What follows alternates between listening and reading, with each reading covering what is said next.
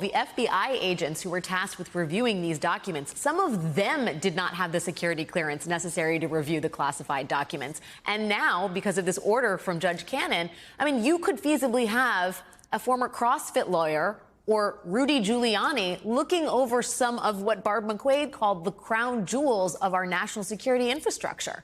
I mean, that prospect should terrify everyone, regardless of party affiliation. It should. I mean, I'll just take one example of what's been out there in the press, right? This Washington Post report about information about a foreign nuclear weapons program, right? This is not like a memento that Donald Trump had on the wall. This is not a letter from a foreign leader. This is a report presumably prepared not just for Donald Trump, but for people who need to know about that foreign country's nuclear weapons program. The information in that document, which is certainly more than one page, would include sources and methods of intelligence gathering, multiple sources and methods of intelligence gathering, perhaps signals intelligence, intercepts, perhaps information derived from human sources who are out there in the world right now today, wondering whether or not somebody might have compromised the information they provided to the U.S. government, whether or not they might be in danger. These are the questions that are on the forefront, I'm sure, of the minds of the people at DOJ. And the only question that seems to be on the forefront of the mind of this judge is how she can run political interference for Donald Trump. And I think we have to call this what it is. This is not normal. There's not like a lot of precedent for what this judge is doing. Alex, if I had these documents here in my basement, like in Los Angeles, I'd be in prison right now. Like, I couldn't walk out with 100 documents. You know, we just have to bear in mind what we are watching is there are two systems of justice in this country, according to this judge. One for every American and one for Donald Trump. And the idea that we're even entertaining a conversation where one of these lawyers is going to be sitting there reviewing nuclear weapons information about another country just to satisfy Donald Trump's desire to sow some seeds of doubt about what the government's doing here, that's an absurd role for a judge to be playing.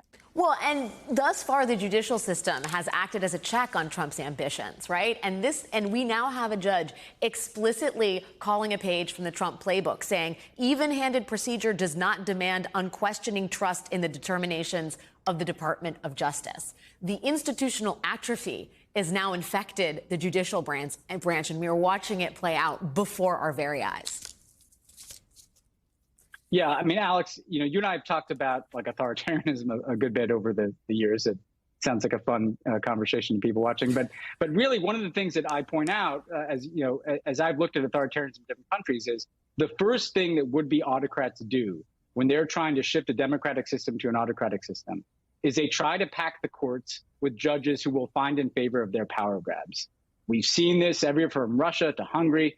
And so what Donald Trump tried to do is appoint people who are highly unqualified in certain cases for their positions, including this judge, for that matter, whose main bona fide was fealty to a Trumpian agenda. They weren't subtle about it. They picked people who were very young, very inexperienced, who'd come up through a pipeline of judges who were very ideological. And we are seeing the results of this across American life. We obviously see it at the most extreme level in the Dobbs case in the Supreme Court. But bear in mind now, there are judges in the system that it's not whether or not they disagree with my particular philosophy of governance. It's not whether they disagree even about certain aspects of what's in the Constitution and what's not. This is someone inserting themselves into like a fairly routine criminal prosecution when you consider what Trump has taken with him outside of the government. Nobody could deny that it's a crime to take 100 classified documents down to your basement in Mar-a-Lago and creating, rationales to throw sand in the gears of that process and to shift the rule of law so that it's not the equal administration of justice in this country. And so the national security is secondary as an interest to Donald Trump's personal legal interest and his reputational interest. That's actually what she says here, And so I think we have to see this as part of the danger to democracy that we're facing, not just the danger to national security, but the danger of this kind of radical approach to a judiciary that puts the interest of a political actor above the national interest.